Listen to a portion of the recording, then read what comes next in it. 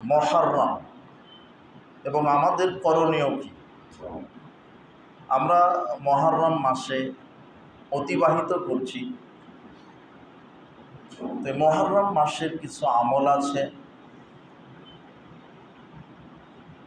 যে মাসটিকে আমাদের মূল্যায়ন করা দরকার। আমরা মুহররমের উপরেই বিষয়টি স্থির রেখে আমরা আলোচনা করার চেষ্টা করব ইনশাআল্লাহ।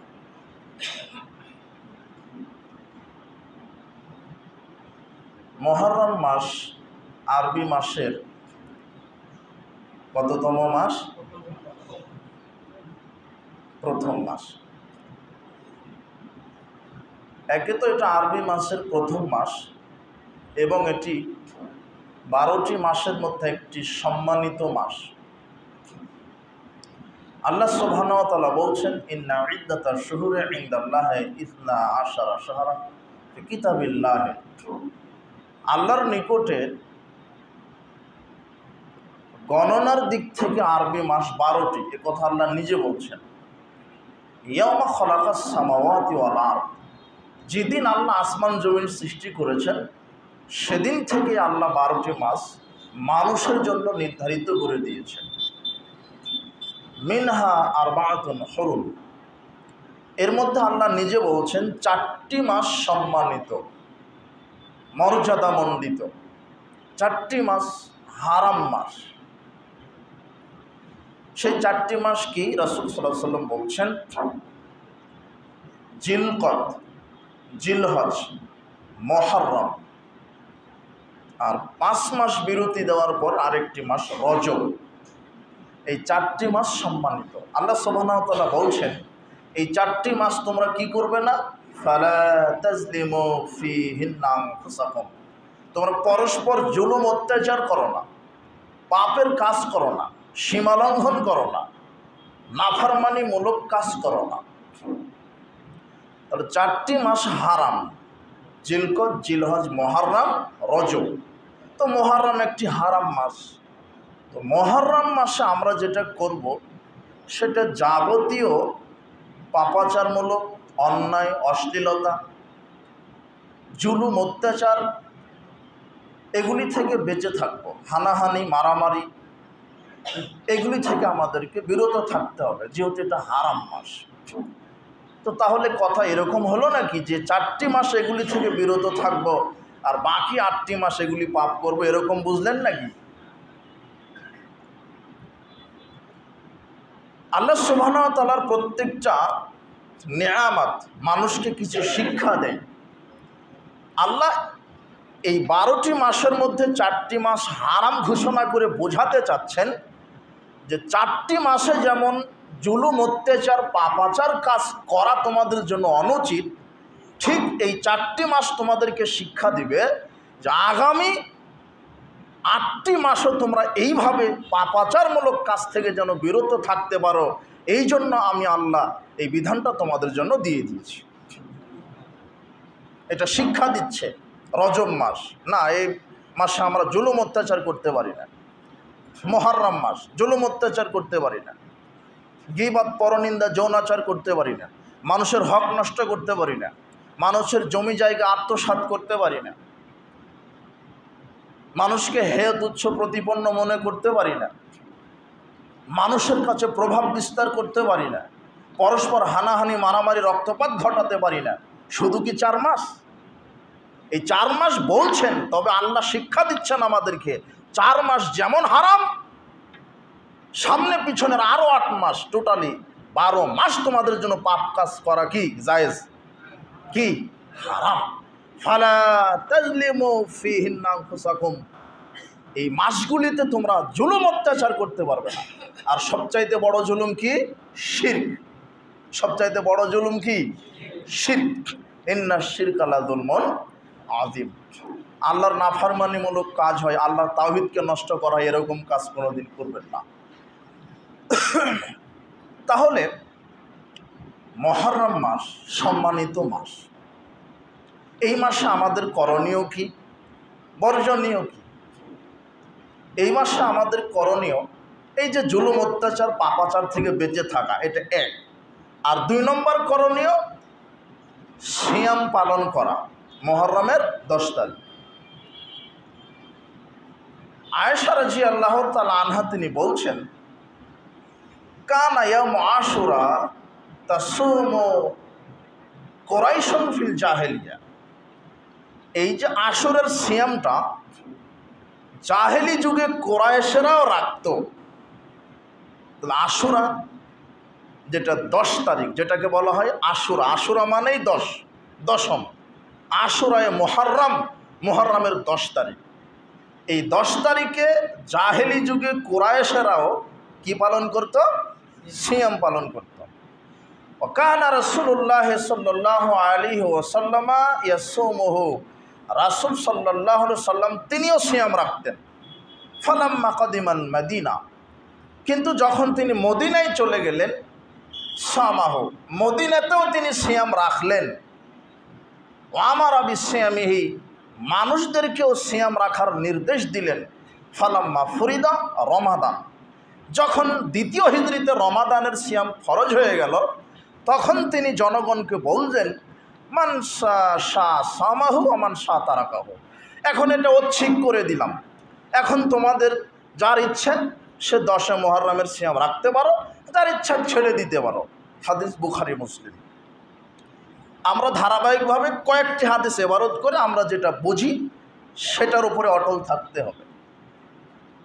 এরপরে হাদিসটা বুখারীর 2002 নম্বর হাদিস। এরপরে 2003 নম্বর হাদিসে মুআবিয়া রাদিয়াল্লাহু তাআলা আনহু তিনি বলছেন, সামি'তু রাসূলুল্লাহ সাল্লাল্লাহু আলাইহি ওয়াসাল্লাম ইয়াকুল, রাসূল সাল্লাল্লাহু আলাইহি ওয়াসাল্লাম একদা বললেন, ইন্না হাযা ইয়াউম আশুরা, আজকে আশুরার দিন।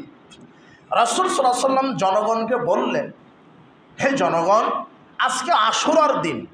লাম ইয়াকতুবিল্লাহু আলাইকুম সিয়ামাহু, এই আশুরার সিয়ামকে আল্লাহ তোমাদের উপরে ফরজ করেননি।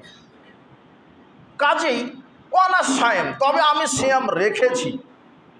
ফামান শাআ ফালিয়াসুম ওয়ামান শাআ ফালিউফতির, কাজেই তোমাদের যার ইচ্ছা সে সিয়াম রাখতে পারো, যার ইচ্ছা সে সিয়াম নাও রাখতে পারো। তবে আশুরার সিয়াম আল্লাহ তার বান্দাবান্দির উপরে ফরজ করেন নি। এটাও বুখারী মুসলিমের হাদিস।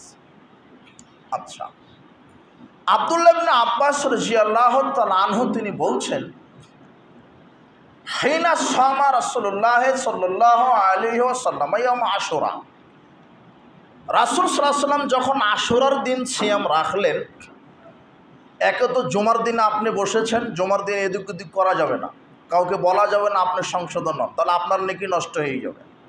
খুব সাবধান। জুমার দিনের আদব কায়দা বিশাল। মুহাম্মদ সাল্লাল্লাহু আলাইহি ওয়াসাল্লাম বলছেন যে এই দিনে আদমকে তৈরি করা হয়েছিল। কোন দিন? জুমার দিন।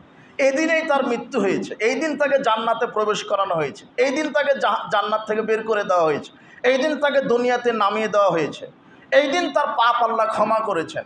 এই দিন এমন একটা দিন আছে যেই দিন, এই দিন এমন একটা সময় আছে যেই সময়ে বান্দা আল্লাহর কাছে যা চাইবে আল্লাহ তাকে তাই দিয়ে দিবেন। তার মুহাম্মদ সাল্লাল্লাহু আলাইহি ওয়াসাল্লাম বলছেন, জুমার খুতবা ইমাম মেম্বার থেকে দাঁড়ানো থেকে সূর্য ডোবা পর্যন্তের ভিতরে একটা অল্প সময়, একেবারে অল্প কয়েক সেকেন্ড, হাদিসের ভাষাতে বলছে সাত, এখানে কয়েক সেকেন্ড সময় ইমাম মেম্বারে দাঁড়ানো থেকে সূর্য ডোবা পর্যন্ত, এই বিশাল সময়ের মধ্যে মাত্র কয়েক সেকেন্ড সময় আছে। ওই সময়ের মধ্যে যদি কোনো মুসলিম বান্দাবান্দি কিছু চাইতে পারে বৈধ, আল্লাহ তাকে তা দিয়ে দিবেন, দিবেনই দিবেন, দুদিন আগে হোক আর পরে হোক। আর আপনি এরকম খেলতামাশা করছেন কেন? আর মুহাম্মদ সাল্লাল্লাহু আলাইহি ওয়াসাল্লাম বলছেন, আমিন মুসলিমিন ইয়ামুতু ইয়াউমাল জুমআ ওয়া লাইলাতুল জুমআ, কোনো মুসলিম ব্যক্তি মারা যদি যায় জুমার দিনে অথবা রাতে, আল্লাহ তার কবরের শাস্তি মাফ করে দিবেন। এই দিন হলো জুমার দিন। এই দিন ফজর থেকে নিয়ে সূর্য ওঠা পর্যন্ত পৃথিবীর সব জীববস্তু জড়বস্তু আল্লাহর ভয়ে কান্নাকাটি করে, আর আপনি শুধু হাসাহাসি করেন। তার মানে আপনি জড়বস্তুর চাইতে খারাপ। এদেশের মানুষ জেনাবা বিচার করবে কোন দিন? শুক্রবারকে নির্ধারণ করে, না হলে যুবক যুবতী পার্কে যায় কেন? ওরা শুক্রবারে বেছে নিয়েছে, রেল লাইনে যাচ্ছে। আর যারা দাড়ি চাচতে সময় পায় না, তারা শুক্রবারের দিনকে নির্ধারণ করে যে দাড়ি এই দিনেই চাচতে হবে।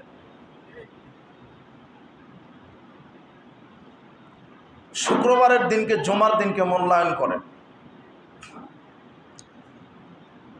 আব্দুল্লাহ ইবনে আব্বাস রাদিয়াল্লাহু তাআলা আনহু বলছেন, রাসূল সাল্লাল্লাহু আলাইহি ওয়াসাল্লাম যখন আশুরার সিয়াম রাখলেন তখন তিনি আমাদেরকেও রাখতে বললেন। তো আমরা বললাম, ইয়া রাসূলুল্লাহ ইন্নাহু ইয়ামুন, এই দিন তো ওই দিন। কোন দিন? ইউআযযিমুল ইহুদ ওয়ান নাসারা, ইহুদি নাসারা মূল্যায়ন করে, এটা তাদের কাছে বড় দিন। তো তাই 10 মুহররম ইহুদি খ্রিস্টানরা মূল্যায়ন করে। লাইন বাকিতু ইলা কাবিলিন লাসুমান্নাত তাসিআ, তবে একটা কথা আমি বললাম, আগামী বছর যদি আমি বেঁচে থাকি তাহলে মুহররমের 9 তারিখে আমি একটা সিয়াম রেখে নিব, তারপরে 10 তারিখ রাখবো। কেন? 9 তারিখ আমি ইহুদি খ্রিস্টানের বিরোধিতা করলাম, আর 10 তারিখে আমি সিয়াম রেখে আল্লাহর শুকরিয়া আদায় করলাম। তাহলে 9-10। তবে বাইহাকি এবং তাবারানির বর্ণনায় মওকুফ সূত্রে একটা সহিহ হাদিস বর্ণিত হয়েছে। রাসূল সাল্লাল্লাহু আলাইহি ওয়াসাল্লাম বলছেন, সুমু ইয়াউম আশুরা, তোমরা আশুরার দিন সিয়াম রাখো। খালিফুল ইহুদু, আর ইহুদিদের, খালিফুল ইহুদা, ইহুদিদের বিরোধিতা করো। সুমু ক্বাবলাহু ইয়ামান আও বাদাহু ইয়ামান, আশুরার একদিন পূর্বে রাখো আশুরার সাথে, অথবা আশুরার সাথে একদিন পরে রাখো। তার মানে 9-10 অথবা 10-11। যারা 9 তারিখে রাখতে পারবেন না কোনো কারণে, 10 তারিখ রাখার পরে 11 তারিখও রাখবেন। বুঝতে পারেননি মনে হয় কথা? ওটা ইহুদি খ্রিস্টানের বিরোধিতা। তার মানে আশুরার সিয়াম কয়টা হলো? 2টা। আব্দুল্লাহ ইবনে আব্বাস রাদিয়াল্লাহু তাআলা আনহু তিনি বলেন, আন্না রাসূলুল্লাহ সাল্লাল্লাহু আলাইহি ওয়াসাল্লাম কাদিমাল মাদিনা, রাসূল সাল্লাল্লাহু আলাইহি ওয়াসাল্লাম যখন মদিনায় গেলেন, ফাওয়াজাদাল ইয়াহুদা সিয়ামান ইয়াউম আশুরা, আশুরার দিন ইহুদিদেরকে সিয়াম অবস্থায় পেলেন। যেদিন গেলেন মদিনাতে সেদিনই দেখে ইহুদিরা, যখন মদিনায় গেলেন তিনি তখন দেখলেন যে ইহুদিরা সিয়াম আছে। ফাকালা লাহুম রাসূলুল্লাহ সাল্লাল্লাহু আলাইহি ওয়াসাল্লাম, রাসূল সাল্লাল্লাহু আলাইহি ওয়াসাল্লাম তাদেরকে জিজ্ঞাসা করলেন, মা হাযাল ইয়াউমাল্লাযী তাসুমুনাহু, কি ব্যাপার আজকে তোমরা সিয়াম আছো, এটা কোন দিন যে তোমরা সিয়াম আছো? তখন ইহুদিরা বলছেন, হাযা ইয়াউমুন আযীম, এটা বড় দিন।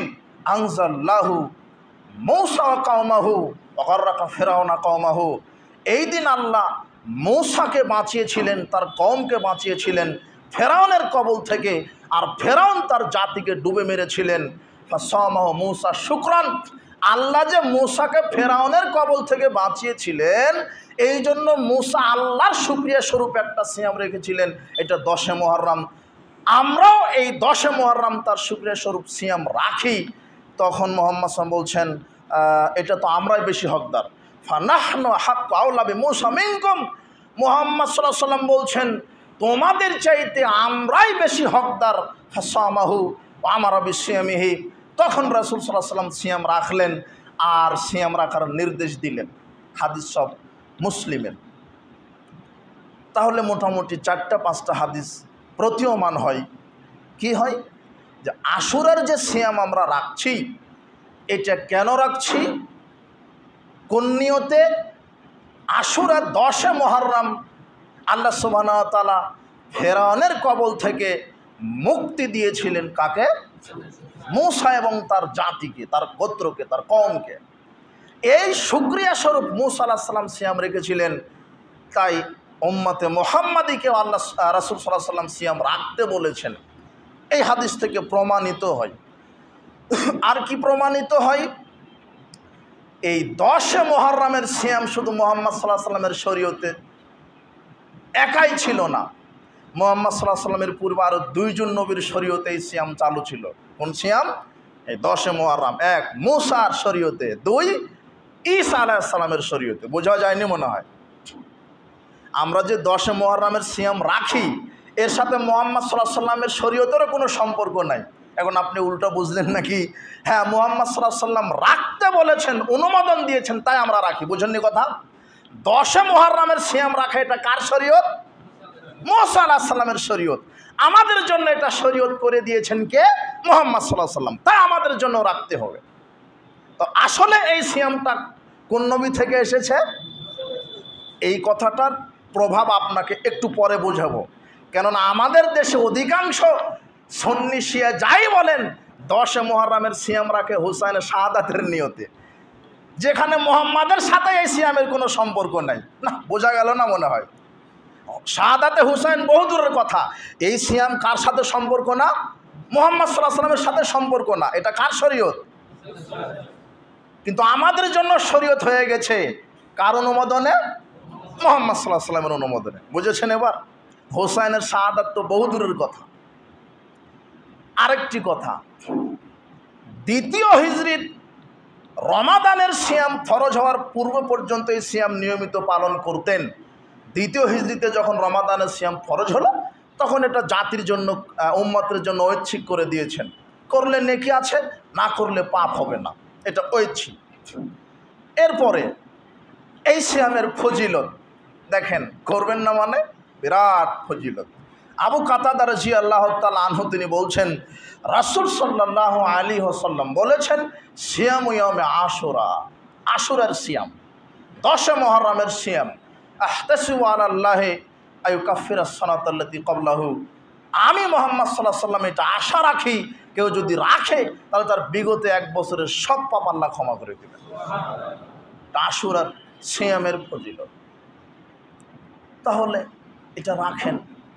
এরপরে তিনি বলছেন, মুহাম্মদ সাল্লাল্লাহু আলাইহি ওয়াসাল্লাম, আফদালুস সিয়াম বাদা রমাদান শাহরুল্লাহিল মুহাররম, রমাদানের ফরজ সিয়ামের পরেই আল্লাহর কাছে যেই সিয়ামের স্থান, জায়গা, মর্যাদা, সেটা হলো আশুরার সিয়াম। তাহলে এটা ফজিলতপূর্ণ সিয়াম। এরপরে আরেকটা বিষয় কি, আমরা যে 6টা 7টা হাদিসের ইবারত করে যেটা বুঝতে পারলাম, যে এই সিয়ামটা মূসা আলাইহিস সালাম থেকে ঈসা এবং মুহাম্মদ সাল্লাল্লাহু আলাইহি ওয়াসাল্লাম পর্যন্ত, কিয়ামত পর্যন্ত মানুষ পালন করতে পারবে। আর কি জানলাম? এই সিয়ামের অনেক ফজিলত। আর কি জানা হলো? এই সিয়ামের সাথে হোসেন রাদিয়াল্লাহু তাআলা আনহুর মৃত্যু এবং জন্মের কোনো সম্পর্ক। এটা হয়েছে মূসার জাতিতে এই ঘটনা ঘটেছে, ফেরাউনকে ডুবে মেরেছেন, মূসা আলাইহিস সালামকে আল্লাহ নাজাত দিয়েছেন তার শুকরিয়া স্বরূপ। এটা কি করে হতে পারে? কারবালার ইতিহাস এখানে নিয়ে আসছেন কেন? যদিচ কালের বিবর্তনে হোসেন রাদিয়াল্লাহু তাআলা আনহু যে কারবালার মাঠে শহীদ হয়েছে, ওটাও মুহররমের কয় তারিখ ছিল? 10 তারিখ। কিন্তু সিয়াম এর নিয়তে নয়, সিয়াম কার নিয়তে? ওই যে মূসার শুকরিয়া, ওই নিয়তে। হোসেন রাদিয়াল্লাহু তাআলা আনহুর জন্ম হলো মদিনায় 4 হিজরিতে। কত হিজরিতে? আর মারা গেলেন ইরাকের কুফায় 61 হিজরিতে। আর মুহাম্মদ সাল্লাল্লাহু আলাইহি ওয়াসাল্লাম মারা গেছেন 11 হিজরিতে। তাহলে 61 থেকে 11 বাদ দেন, কত থাকে? 50। তার মানে মুহাম্মদ সাল্লাল্লাহু আলাইহি ওয়াসাল্লাম মরার কত বছর পরে হুসাইন মারা গেছে? 50 বছর। আর মুহাম্মদ সাল্লাল্লাহু আলাইহি ওয়াসাল্লাম বিদায় হজের ভাষণ যখন দিচ্ছিলেন, তখন আল্লাহ আয়াত নাজিল করলেন, আল ইয়াউমা আকমালতু লাকুম দীনাকুম, দিন পরিপূর্ণ, শরীয়ত পরিপূর্ণ। তো মুহাম্মদ সাল্লাল্লাহু আলাইহি ওয়াসাল্লামের ওপরে দিন পরিপূর্ণ হয়েছে। কি করে মুহাম্মদ সাল্লাল্লাহু আলাইহি ওয়াসাল্লাম মরার 50 বছর পরে আবার নতুন করে শরীয়ত হতে পারে? বোঝা যায়নি কথা? তার মানে এই 10 মুহররম উপলক্ষে বাংলাদেশ, পাক ভারত উপমহাদেশে যা কিছু হয়, যত বাড়াবাড়ি, হোসেনের শাহাদাতের নিয়তে কারণে সবার ভিতরে শিরক আছে, বিদআত আছে, কুসংস্কার আছে। এর সাথে আহলে সুন্নাত জামাত সুন্নিদের কোনো সম্পর্ক নেই। এখানে সুন্নি বলতে বাংলাদেশের মানুষ সুন্নি নাম ব্যবহার করে শিয়াদেরকে সহযোগিতা করার কারণে, সহযোগিতা করার জন্য। মুখে মুখে বলছে সুন্নি, কর্মে কিন্তু তারা শিয়া। কবর পূজারি, মাজার পূজা, এগুলি করা তাদের নীতি আদর্শ। কিন্তু সাহাবাদের কি এগুলি নীতি আদর্শ? জি না।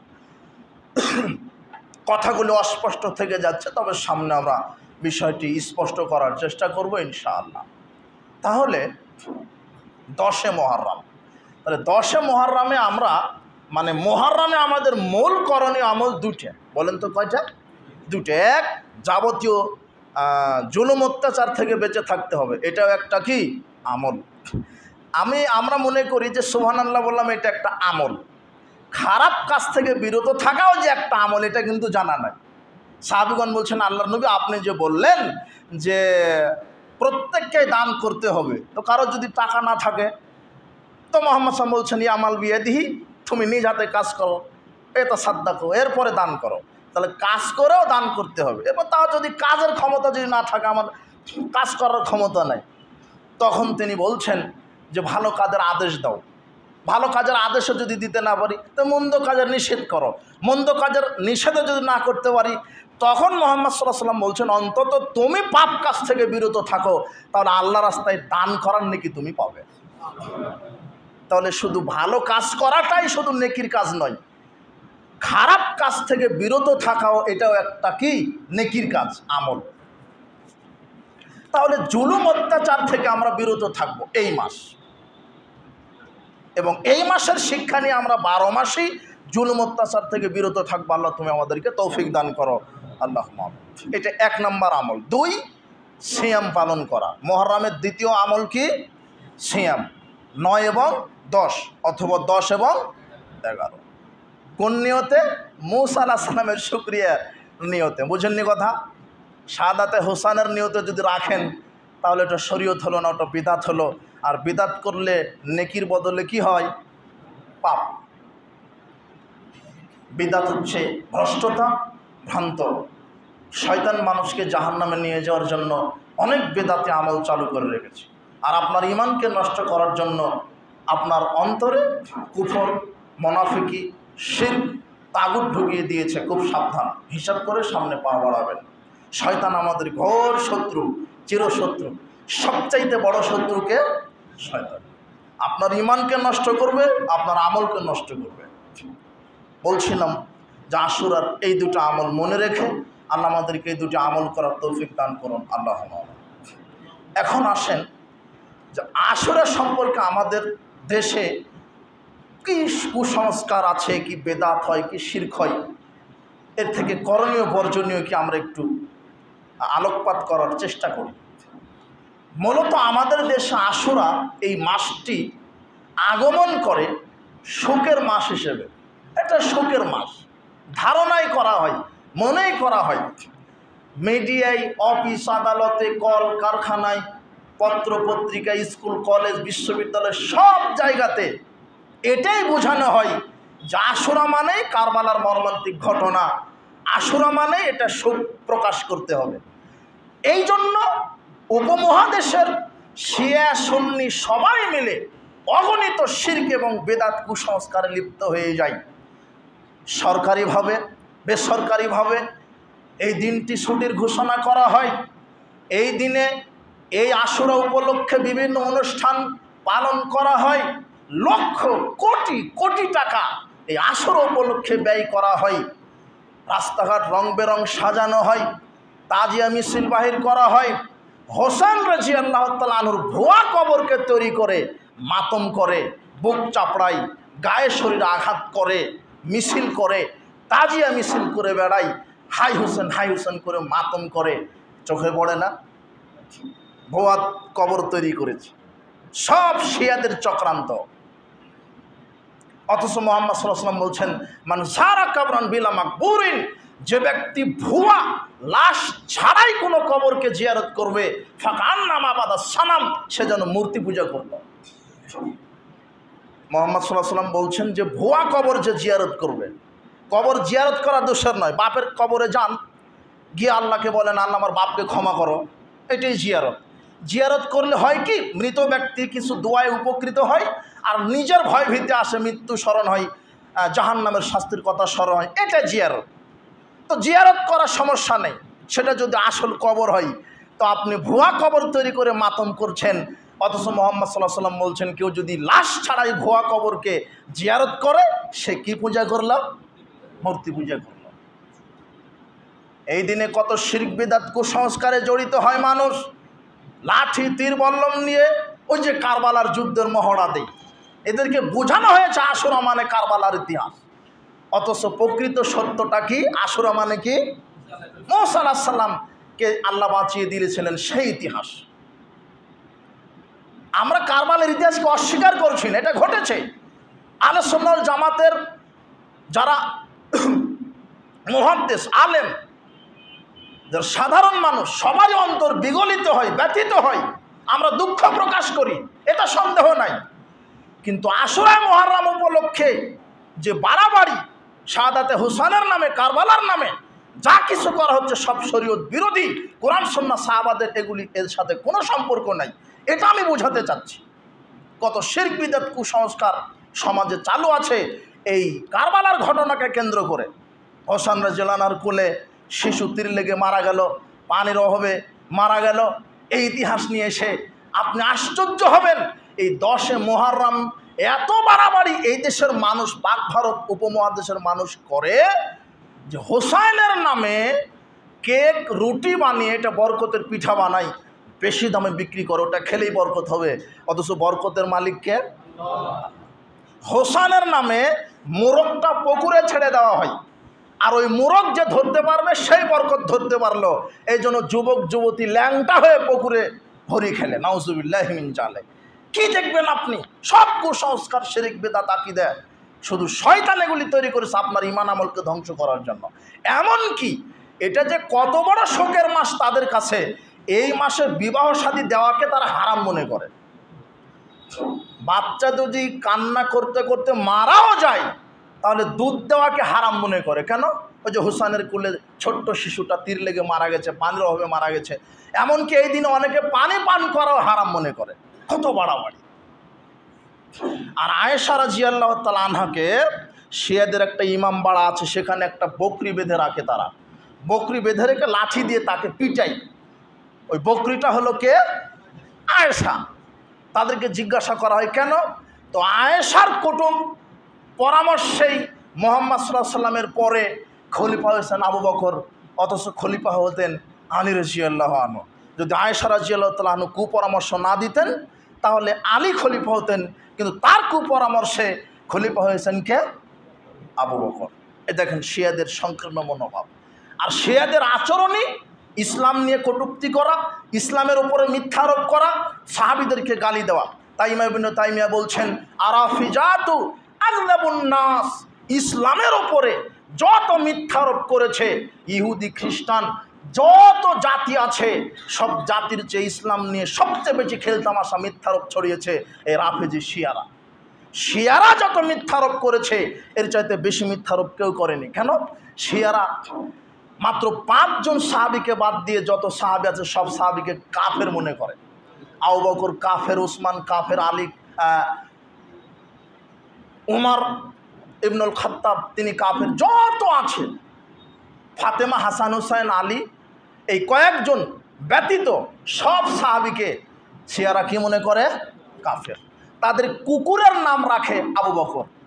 কুকুরকে দেখলে বলে ওই যে আবু বকর, নাউজুবিল্লাহি মিন জালিক। টয়লেটের ভিতরে সাহাবীদের নাম লিখে রাখে। তাদের কত সংকীর্ণ চিন্তাধারা, ইসলাম নিয়ে কত কটূক্তি, কত মিথ্যা আরোপ। তারা আয়েশা রাদিয়াল্লাহু তাআলা আনহাকে জেনাকারিনী মহিলা হিসেবে বিশ্বাস করে। ওই যে ইফকের ঘটনায় আটকা পড়ে গেল, তো বলছে ওই যে পুরুষের জেনায় লিপ্ত হয়েছে। এখান থেকে আর একটা দলিল পাওয়া যায়, যারা বলছে যে মুহাম্মদ সাল্লাল্লাহু আলাইহি ওয়াসাল্লাম গায়েব জানেন। তো কই মুহাম্মদ সাল্লাল্লাহু আলাইহি ওয়াসাল্লাম যদি গায়েব জানতেন তাহলে তখনই তো বলে দিতেন, না না না না না আমি তো গায়েব জানি, আয়েশার জেনা করেনি। কিন্তু দীর্ঘ কয়েকদিন অপেক্ষা, 1 মাস অপেক্ষা করে আল্লাহ সুবহানাহু ওয়া তাআলা আয়েশা রাদিয়াল্লাহু তাআলা আনহার সতীত্বের সার্টিফিকেট দিতে গিয়ে কোরআনে কারিমের 10টা আয়াত নাজিল করে দিলেন। ইফকের ঘটনাতে আয়েশা রাদিয়াল্লাহু তাআলা আনহার গলার হাড় হারিয়ে গেল। তো রাসূল সাল্লাল্লাহু আলাইহি ওয়াসাল্লাম যদি গায়েব জানতেন তো বলে দিতেন, তো ওই যে যাও উটের পিঠের তলে পড়ে আছে, বলতে পারতেন না? তো সন্ধ্যা পর্যন্ত খোঁজাখুঁজি করা লাগলো কেন? তার মানে পৃথিবীতে কোনো মানুষ, নবী, রাসূল, ওলি যে যত বড় হোক, কারো গায়েব জানা নাই। গায়েবের চাবি কার হাতে? নবী রাসূলগণ অতটুকুন গায়েব জানে যতটুকুন কে জানিয়েছে? আল্লাহ। বলছিলাম যে শিয়ারা এই মিথ্যারোপ করেছে ইসলামের উপরে।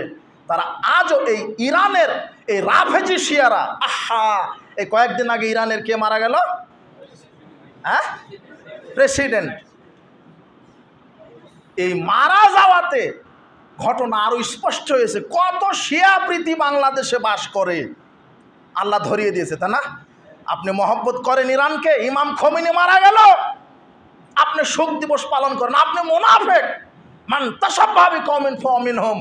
যদি আপনি শিয়াদের প্রতি কোনো প্রীতি ভালোবাসা থাকে আপনি অটো শিয়া হয়ে যাবেন। আর তুমি ফুটবলে বাছাই করেছো তুমি ইহুদি খ্রিস্টানকে। তোমার মেসি হলো মডেল, নেইমার হলো মডেল, গাধা। তোমার মাটির নিচে যাওয়া ভালো কাপুরুষ। তোমার শরীরে কি আছে তোমার? যারা ইহুদি, যারা খ্রিস্টান, যারা তোমাকে যদি পায় তাহলে তোমার ক্ষতি করবে, তোমার ইসলামের ক্ষতি করবে। তুমি কি করে ইহুদি খ্রিস্টানকে বন্ধু হিসেবে গ্রহণ করো? তোমার চুলটা হলো তাদের মতো, তোমার প্যান্ট পাজামা তাদের মতো, তুমি তাদেরকে মডেল হিসেবে গ্রহণ করো। অথচ আল্লাহ সুবহানাহু ওয়া তাআলা বলছেন লা তাত্তাখিজুল ইয়াহুদ ওয়ান নাসারা, ইহুদি খ্রিস্টানকে বন্ধু মেনো না। শোনো, বিচার মাঠে যদি তাদের সাথে তোমার হাসর হয় তাহলে তুমি কি করবে? আর তুমি কত খারাপ! তুমি ফজরের সালাতে 4টায় জামাতে উঠতে পারো না, আর তুমি ফুটবল খেলার জন্য রাত 3টায় উঠতে পারো। তুমি কত বড় মুনাফিক! তোমার জন্যই বিচারের মাঠ। তুমি আজকে তওবা করে, ওরাই শিয়াদের চক্রান্তে তোমার ঈমানকে নষ্ট করার জন্য কত ফাঁক তারা পেতে রেখেছে। বলছিলাম যে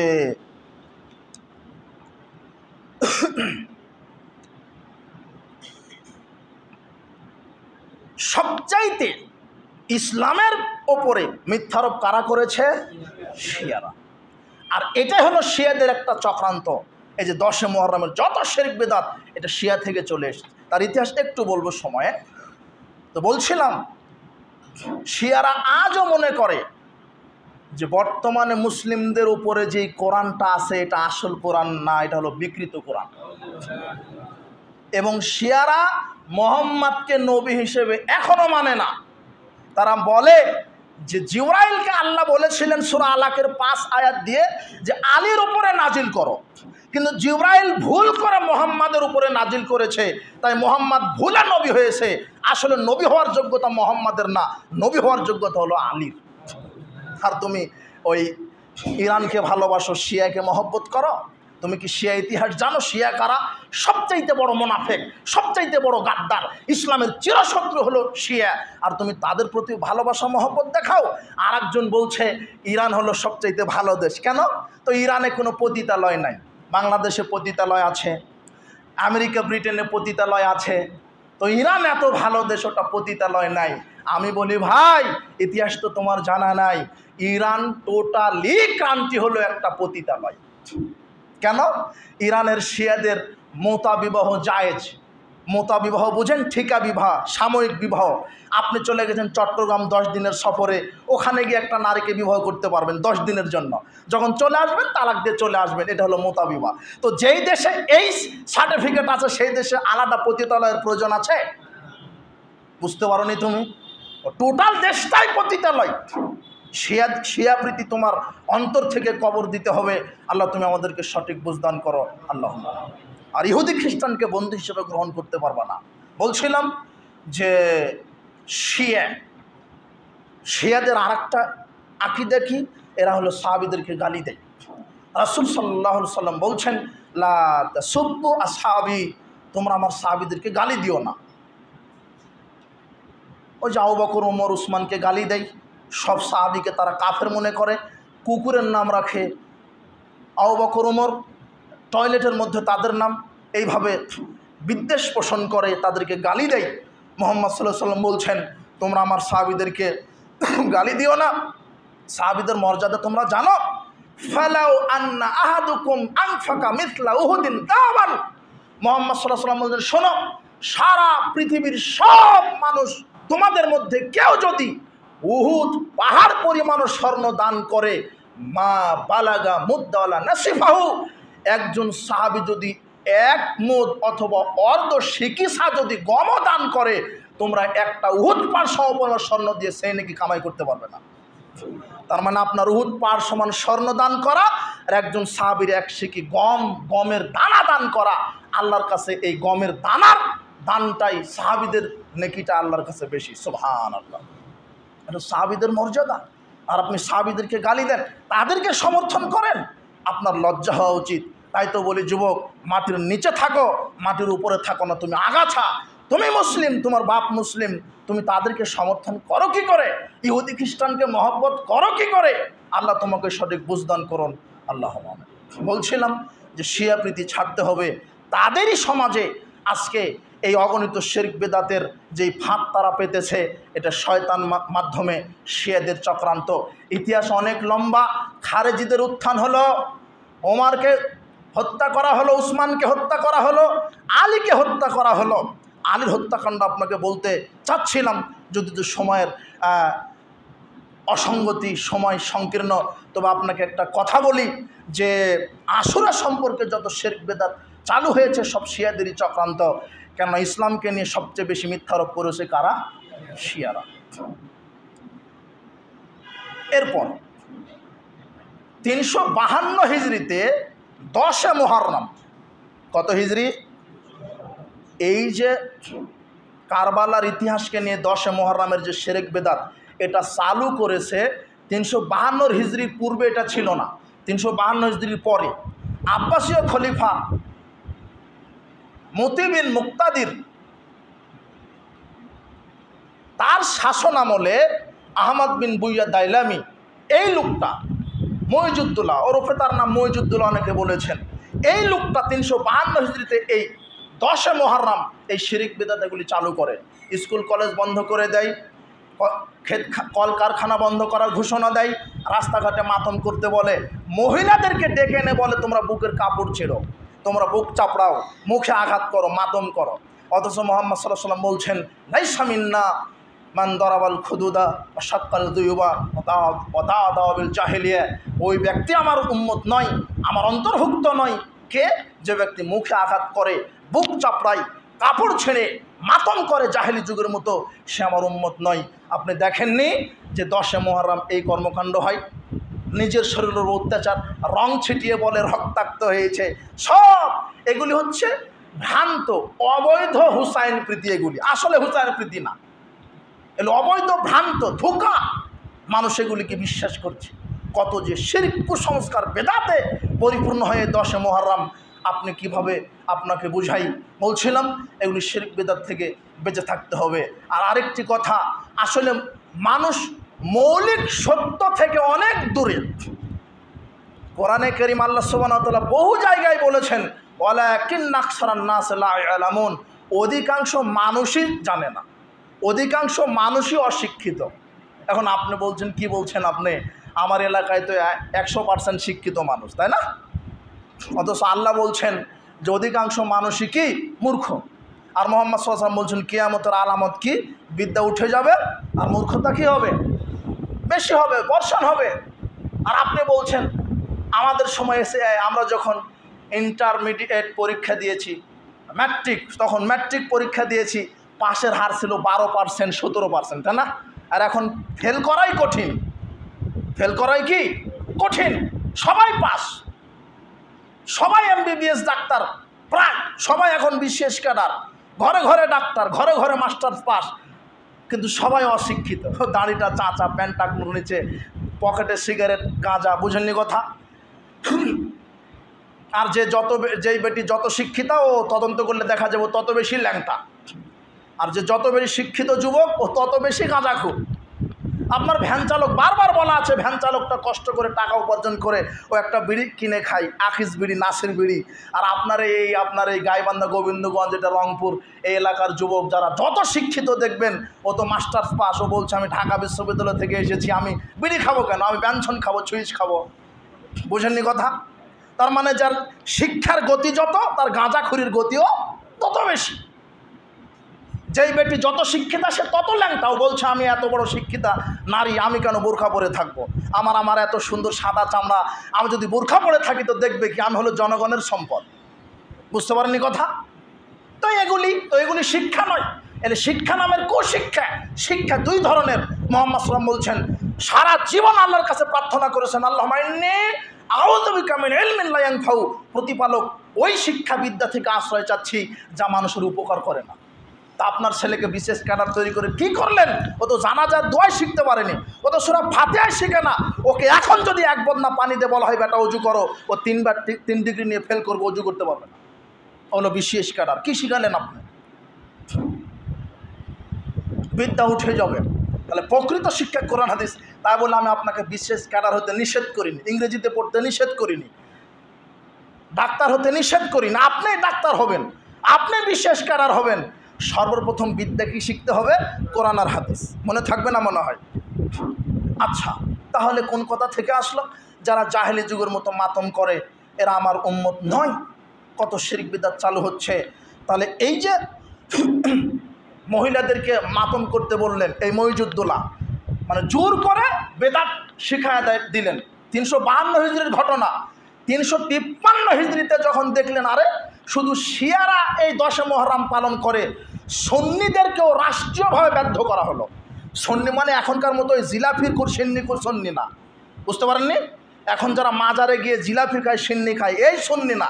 এরা তো টাটকা ভণ্ড, টাটকা মুনাফিকেরা। সুন্নি নাম ব্যবহার করে রসুলের সুন্নাহকে অবজ্ঞা করে। এ মানুষ হতে পারে? জি না। নগদ সুন্নাহ নিয়ে ব্যঙ্গ করে, নগদ রসুলের সুন্নাহ নিয়ে ব্যঙ্গ করে। আপনি দেখেননি? এরাই সুন্নিয়াতের দাবিদার। আসলে এরা টাটকা একটা মুনাফিক। তো এখনকার মতো সুন্নি না। 353 হিজরিতে যখন মহিজুদ্দৌলা বললেন সুন্নিদেরকেও, সুন্নি মানে ওই সময়ের সুন্নি মানে যারা সাহাবীদের আকীদা মানহাজ ফলো করতেন, বুঝেননি কথা? তাদেরকে তিনি বাধ্য করলেন রাষ্ট্রীয়ভাবে যে তোমাদেরকেও 10 মুহররম পালন করতে হবে। তখন শিয়া সুন্নি একটা দ্বন্দ্ব হয়ে গেল। সেই দ্বন্দ্ব আজকে পর্যন্ত আছে না নাই? বুঝেননি কথা? সেই 353 থেকে আজকে পর্যন্ত শিয়া সুন্নির দ্বন্দ্ব আছেই। যারা জিলাফিখুর, সিন্নিখুর, মাজার পূজারি, মোমবাতিওয়ালা, এদেরই সাহায্যকের অভাব নাই।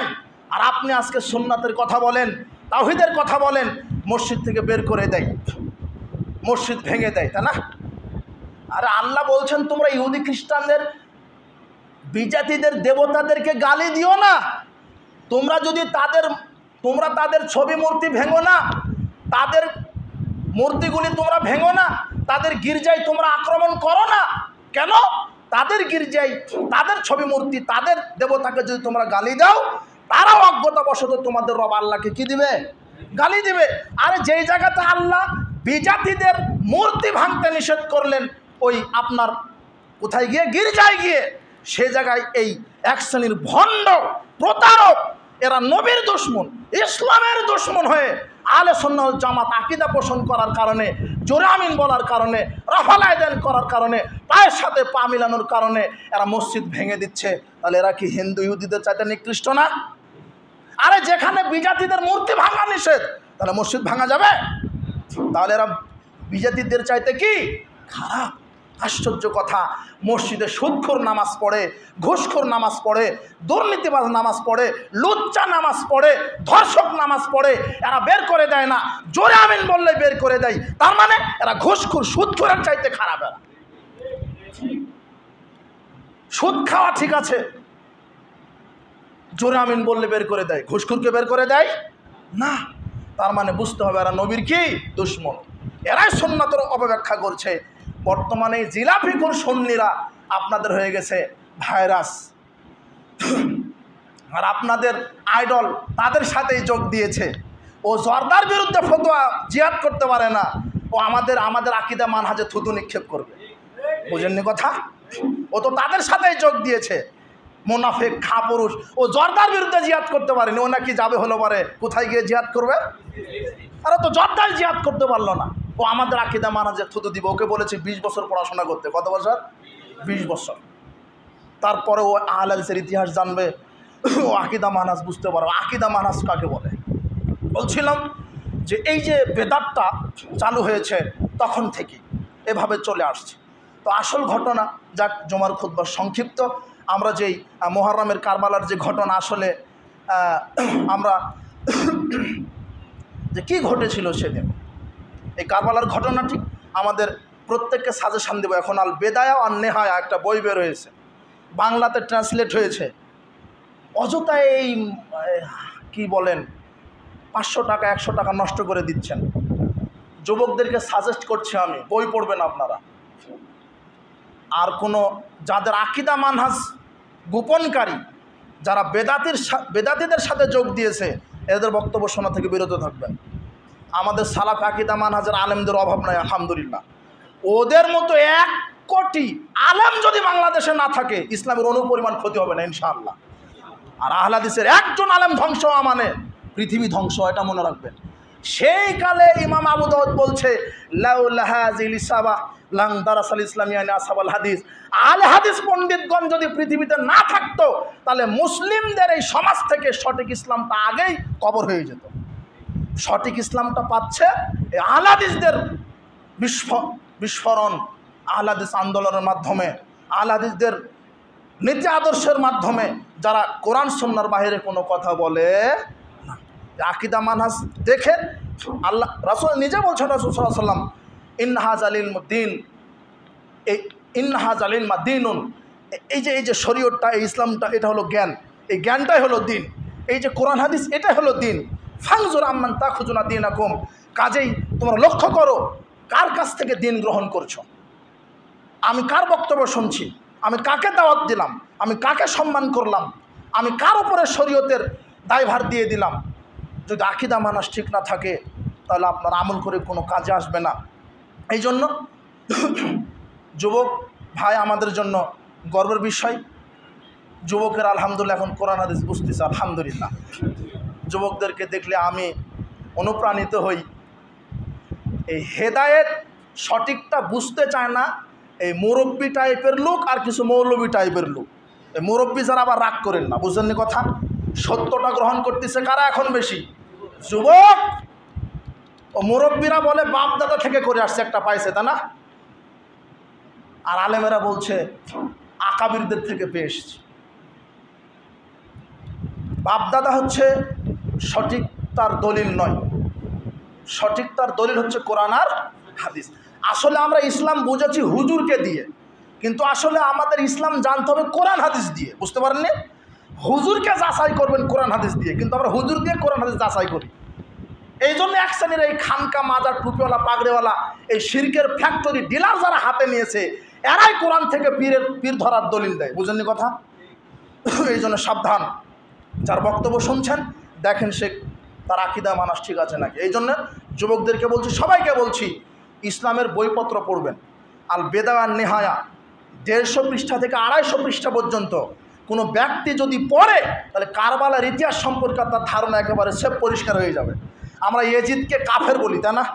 এজিদ হলো অভিশপ্ত, আমরা এজিদকে সাপোর্ট করব না। অথচ মানুষ হিসেবে এজিদের চারিত্রিক বা কোনো প্রশাসনিক ক্ষেত্রে দুষ্টুতি থাকতে পারে, এটা স্বাভাবিক আছে, কিন্তু সে একজন মুসলিম। সে বলেনি সে অমুসলিম, তার কর্মকাণ্ডে প্রমাণ হয় না সে ইসলাম থেকে বের হয়েছে, তার কর্মকাণ্ডে প্রমাণ হয় না যে সে অভিশপ্ত। কারবালার মাঠে হুসাইন রাদিয়াল্লাহু আনহু যে শহীদ হয়েছেন, এই শহীদ হওয়ার পিছনে 2 জনের হাত ছিল। এক, এই বিশ্বাসঘাতক কুফাবাসী, এরাই প্রলোভন দেখিয়ে নিয়ে গিয়ে তাকে হত্যা করেছে। তাই হুসাইন রাদিয়াল্লাহু আনহু বলছেন, আফসোস করে বলছেন, আল্লাহুম্মা হুকুম বাইনানা ওয়া বাইনা কওমিন, আল্লাহ আমার মাঝে এবং আমার ওই কুফাবাসীদের মাঝে বিচার করো। দাও না যারা আমাদেরকে দাওয়াত দিয়ে নিয়ে আসলো কুফায়, আমির বানাবে বলে নিয়ে আসলো, লায়ানসুরুনা সাহায্য করবো বলে নিয়ে আসলো, সুম্মা ইয়াকতুলুনানা এরপর আমাকে হত্যা করলো, তুমি তাদের বিচার করো। তার মানে কুফাবাসীকে হুসাইন রাদিয়াল্লাহু আনহু দুষ্টা দিলেন যে কুফাবাসীর বিশ্বাসঘাতকতা। আর কে? ওবায়দুল্লাহ ইবনে জিয়াদ। ওবায়দুল্লাহ ইবনে জিয়াদের এই নিষ্ঠুরতা আর এই শিমার বিন জিলজাওশান এর কুচক্রে ওবায়দুল্লাহ বিন জিয়াদও হত্যা করতো না। এখন বুঝতে পারবে না, কিছুই না, মানে ঘটনা বিশাল। এই শিমার তাকে বললেন ওবায়দুল্লাহ বিন জিয়াদকে, যিনি কুফার এবং বসরার পরে গভর্নর হন। আর ইয়াজিদ তো আসেন সেই শামে, প্রায় 800-900 কিলো দূরে। উনি তখন আমির, মুসলিম বিশ্বের আমির কে তখন? ইয়াজিদ। তার পক্ষ থেকে কুফা এবং বসরায় নিযুক্ত করা হলো গভর্নরে। আগে ছিলেন নোমান বিন বাশির, তারপরে কুচক্রীদের পরামর্শে এই ওবায়দুল্লাহ ইবনে জিয়াদকে আমির করা হলো। তিনি এসে মুসলিম বিন আকিলকে হত্যা করলেন, তারপরে এই হুসাইনকে আটক করে শিমারের কুচক্রে খারাপ পরিকল্পনায় একে হত্যা করলেন। বুখারীর 3748 নম্বর হাদিস, আনাস রাদিয়াল্লাহু বলছেন যে শিমার যখন হুসাইনের মাথাটা কেটে একটা প্লেটের ওপর করে ওবায়দুল্লাহ ইবনে জিয়াদের সামনে নিয়ে আসলেন, তখন ওবায়দুল্লাহ ইবনে জিয়াদ তার হাতে একটা লাঠি ছিল, লাঠি দিয়ে হুসাইনের নাকে খোঁচাচ্ছে, মানে হুসাইনের মাথা, শুধু মাথাটা, বডিটা নাই, শুধু মাথা নাকে খোঁচা দিচ্ছিল। তখন আনাস বিন মালিক বলছেন, আনাস বিন মালিক সাহাবী, তিনি বেঁচে আছেন। ওই সময় ৬০ জন সাহাবী বেঁচে ছিলেন। কতজন? তার মধ্যে আনাস বিন মালিক, তিনি বলছেন, হে ওবায়দুল্লাহ ইবনে জিয়াদ, তুমি সাবধান হও, তুমি যার নাকে খোঁচা দিচ্ছ তার চেহারা হুবহু মুহাম্মদ সাল্লাল্লাহু আলাইহি ওয়াসাল্লামের চেহারার সাথে মিল আছে। তিনি মুহাম্মাদের নাতি, তুমি তার নাকে খোঁচা দিচ্ছ, তার চেহারা নিয়ে ব্যঙ্গ করছো। আল্লাহর কি বিচার! ইয়াজিদের শাসন আমল চলে গেল। ইয়াজিদের পরে যে আমির হলো, সে আমিরের জায়গায় এসেই ওবায়দুল্লাহ ইবনে জিয়াদ আর সঙ্গবঙ্গ সবারই কাল্লা কেটে ফেলে দিলেন। বুঝেছেন? এই হাদিসটা কোথায় পাবেন? তিরমিজির 3780 নম্বর হাদিস। আপনি দেখেন, ওবায়দুল্লাহ ইবনে জিয়াদ চক্রান্ত করে হুসাইনের কাল্লা কাটেনি, ঠিক আল্লাহ পরবর্তী আমিরের মাধ্যমে ওবায়দুল্লাহ ইবনে জিয়াদেরও কাল্লা কি করেছেন? কেটে ফেলেছেন। এই জন্য আপনি একজনকে মারবেন, আপনার বিচার হবে না? ফেরাউনের বিচার হয়েছে, হয়নি? নমরুদ বিচার হয়নি? তা আপনি অত্যাচার করে মানুষের উপরে আপনি পার পেয়ে যাবেন। আল্লাহ আমাদেরকে সঠিক বুঝদান করুন। আল্লাহুম্মা আমিন। বারাকাল্লাহু ফিকুম, জাযাকাল্লাহু খায়র। আল্লাহ তুমি আমাদেরকে এই বক্তব্য থেকে সঠিক আমল, সঠিক আকীদা মানহাজ বোঝার এবং তার উপর আমল করার তৌফিক দান করো। আল্লাহুম্মা।